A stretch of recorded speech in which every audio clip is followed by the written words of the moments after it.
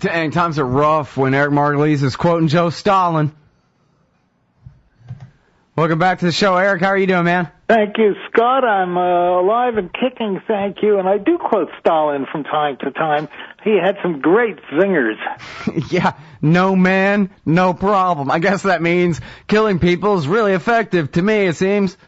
That was one of his favorite lines, and I must say it's a practice that seems to have come even to our own country, where knocking people off who are a problem seems to be the preferred solution these days. Yeah, well, just ask Barack Obama. He murdered that guy Anwar al-Awlaki's 16-year-old son. That's called collateral damage. Yeah. No, I think he was the target, actually, an American citizen. Both of them American-born American citizens there.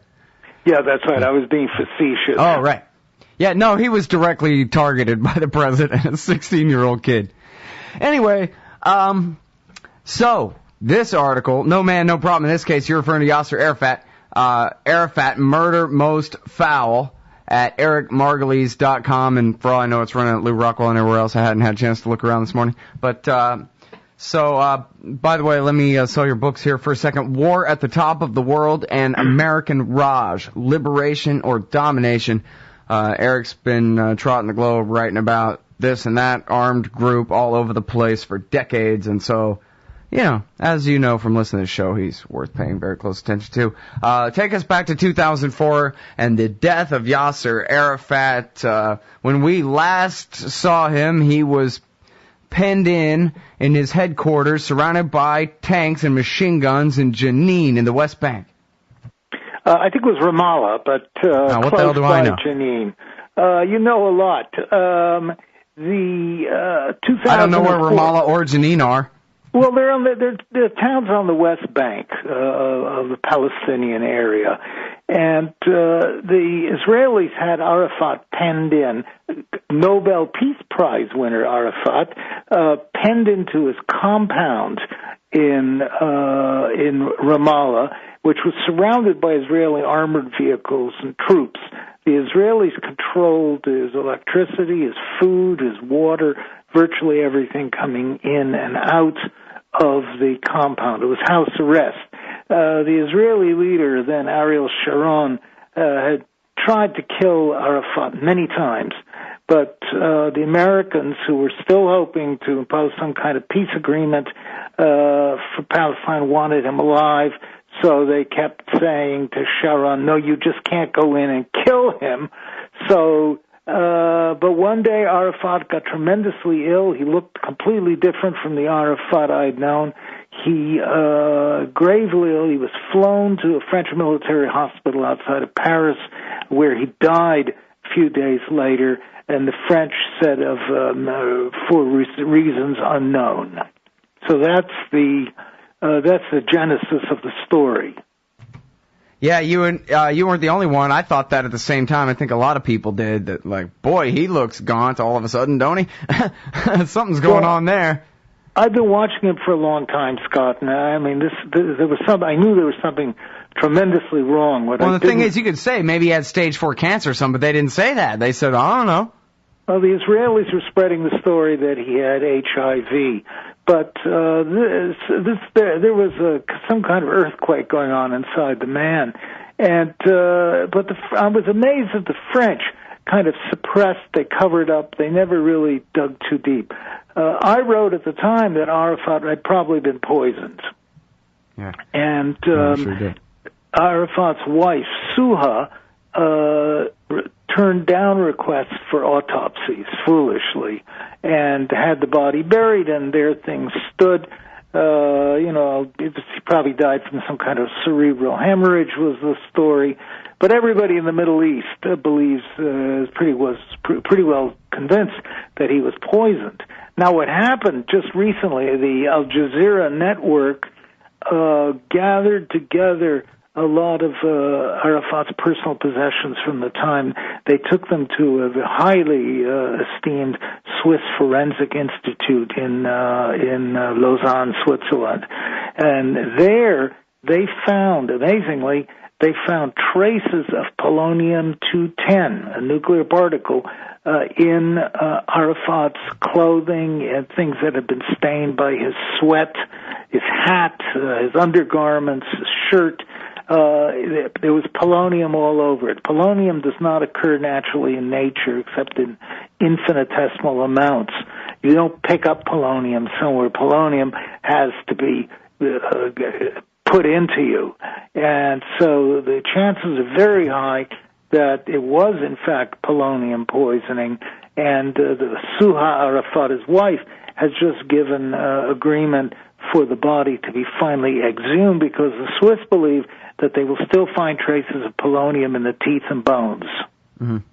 Well, now quickly, I want to get back to Arafat, I guess, in the next segment, or hey, maybe here in just a second. But what do you think of the implications for the assassination of Alexander Litivenko in England, which was blamed on Russia at the time? He's the only other guy we've heard of being poisoned by polonium lately, right? Does that mean anything or not? Well, it's certainly very curious. Polonium is a horrible way to die because it progressively destroys your internal organs and makes you violently ill. Litvinenko was killed. I've written about this, too, because Alexander Litivenko, he was a former FSB, that's the successor to the KGB, FSB agent. He wrote a book in which he claimed that in 1999 there was a series of apartment bombings across Russia that produced widespread national panic. And he wrote that the FSB was behind these bombings, and they actually caught a group of FSB agents planting bombs in one of the apartments. And the net result of these explosions of panic and a scream, everybody went terrorism crazy in Russia, and Vladimir Putin was swept to power. Litvinenko wrote this book, and then he fled to England, where he was apparently assassinated by another former FSB agent who slipped polonium into his tea, and he died. I add a point that polonium can only be produced by a small number of highly sophisticated nuclear reactors. In 2004, when Arafat was poisoned, there were no such reactors in the Middle East, with the exception of one country, which was Israel. That doesn't mean Israel did it, but it does mean that the polonium had to come from some country with an advanced reactor. Mm-hmm. But so you wouldn't necessarily bet that the polonium must have come from the same place for both hits. And by the way, the whole thing about the apartment bombings, that was in the Austin American-Statesman, which was, I guess, probably just reprinting the New York Times, that the cops caught the agents red-handed and that they were going to, ramp back up the war in Chechnya to enhance Putin's prestige on the eve of the soft coup of New Year's 2000. Come on, everybody knew that back then. That wasn't even a conspiracy theory. That was in the freaking Times. Yeah, but nobody paid attention to it. Oh. See, that's always my mistake, is paying attention. And Litvinenko's crime, of course, was publishing a book in Russia on this topic. It didn't matter what people in Hackensack, New Jersey thought, but when Russians read this, anyway, he was murdered. Polonium apparently leaves no signature. It doesn't set off radiation detectors, so it can be transported in a little vial across borders. Well, either the polonium came from Russia or it came from Israel, or one thing I postulated in 2004 is that a large number, considerable number, the KGB had a very large poison department. They were experts in making untraceable poisons. Russians loved using poisons. And a number of these Russian scientists emigrated to Israel. So it's possible that they brought the technology with them. Mm-hmm. Yeah, you cite in the article quite a few examples of enemies of Israel taken out that way, killed that way. Sorry, I'll try to be euphemism-free on this show. We'll be right back with Eric Margolis. EricMargolis.com is his website. The piece is Arafat, Murder Most Foul, and we'll get right back to that in a sec. Hey, y'all, welcome back. I'm Scott Horton. I'm talking with Eric Margolis. Oh, yeah, I should remember all the time to say. The website is ScottHortonShow.com. ScottHortonShow.com. 2,500 interviews going back to 2003. There for you. Arafat. Murder Most Foul at ericmargolis.com. And you have a few examples in here of the Israeli spy services, as they call them, going around and poisoning people to death. So, just to bolster your speculation that Mossad was behind this one. And then, I don't know, further, if you feel like, go ahead, say whatever you like about your speculation about Russian scientists who emigrated to Israel being, even more specifically behind these assassinations. Well, it's speculation. They may have brought the technology, but Israel has the Middle East's most advanced biowarfare center near Haifa, and they have very advanced science in Israel. So they're also quite capable of making their own toxic products, like the attempt to kill Hamas leader Khalid Mashal, where Israeli agents squirted some kind of poison into his ear. That began killing him until the Americans got really... Bill Clinton called up the Israelis and told them to get an antidote immediately to Amman where it happened, which the Israelis were forced to do. It's a very nasty business, and I'll tell you the tragedy of the Arafat murder was that Ariel Sharon had vowed to kill Arafat. He was set on that, and for two reasons. Number one, he just had a personal vendetta. But secondly, Arafat was the only Palestinian leader likely to bring all the factions together and produce a comprehensive peace agreement between Israel and Palestine. And Sharon did not want that. In other words, he was the only one who could have been able to create an actual credible state on the West Bank, is what you're saying. That's right, because so many Palestinians opposed this crappy little state that they were being given on a portion of land, and all the best land taken away and everything else. But it's the best that they could get, and Arafat would have been able, I believe, to have convinced them. But Sharon and the extreme right-wingers in his government, his backers, didn't want Arafat to do that. They don't want any Palestinian state. They didn't want, you're saying the Israelis didn't want him to be able to convince the other factions to come together to go ahead and capitulate on some great part of the argument, the land in question, and that they didn't want the capitulation. They didn't want the peace deal on their terms. They would rather have continued conflict. Yes, that's my cynical interpretation. And remember, the Israeli leader, Yitzhak Rabin, who also became a very strong promoter of the peace deal that was first enunciated at the Oslo Accords, and he was murdered. So it looks like, the partisans of Greater Israel don't want any compromise. They just want to keep plugging away until they have all the territory. Mm-hmm. And that really is the name of the game, right? Is just building one more apartment complex until there's just nowhere left for a Palestinian, Muslim, or Christian to live on the West Bank anymore. That's what Sharon was advocating, and that is what is going on now, and partly funded by American taxpayer money. Yeah. Well, I think you can donate directly to the IDF or Friends of the IDF or something and write it off on your taxes. And there are all kinds of different charitable groups operating in the West Bank and things that you can give money to. The Treasury Department just closes its eyes. Yeah. Well, that's an amazing thing. All right, so now speaking of Israel, a guest I was talking with last week, maybe it was the week before, I don't know, I can't keep track of these things, was opining that Israel doesn't have a whole lot to do with this war in Syria, and that they don't really even want it, because after all, you'd have to be an idiot to really want a regime change and the bloodbath that's going to come after the regime falls and the shares of power are re-divided among the different factions in that country. And so, they'd have to not just be bad on these issues, but really stupid and crazy to support something like this. So therefore, they must not be. Also, they don't seem to be talking about it very much. It's not like we hear Netanyahu daily saying Assad must fall at the top of his lungs kind of thing. But so I wonder if you think that that's really right, that now that the Likudniks are getting the fall of the Assad regime like they always wanted, they're thinking twice, or they're just laying low because the French and the Americans and the Turks and everybody else, the Saudis and Qataris, are doing such a great job at taking the lead. That's partially true.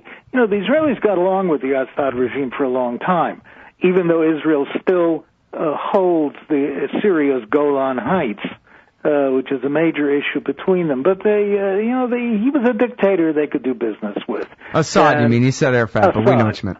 Sorry, Assad was the dictator they could deal with. And so the official policy of the Israeli government is to keep a very low voice on the issue. However, Israel's lobby in the United States, particularly with the neocon lobby, are beating the war drums against Syria. They've taken up the lead and are pushing hard as they can for war against Syria, not to stop the killing or to liberate Syria or any stuff like that, but because the road to Tehran is alleged to run through Damascus, and knocking off Syria is believed it will be a major blow to Iran. Mm-hmm.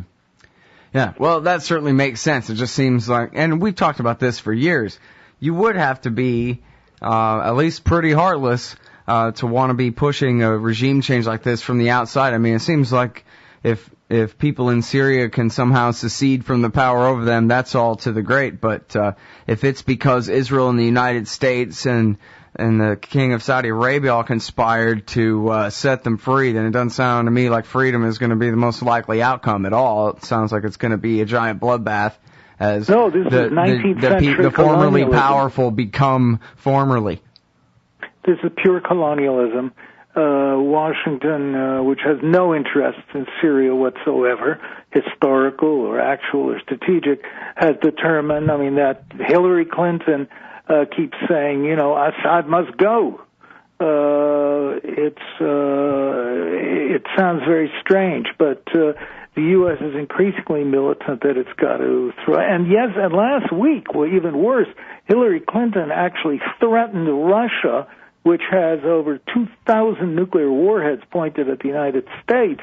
She said Russia will bear the consequences and will have consequences for trying to block the intervention, in the Security Council. God dang, I'd missed that one. Really? She said that? Yes, the United States. Yes. So Hillary Clinton thinks that we ought to risk going to war over Syria with the Russians. What are we going to do? What are the consequences? Are we going to bomb Moscow because the Russians won't play ball? And now, wait a minute. You said this, but let's be perfectly clear. You're saying there is no American imperial interest in Syria. It's just that Israel would like to weaken Iran, and this is one way to do it. That's it.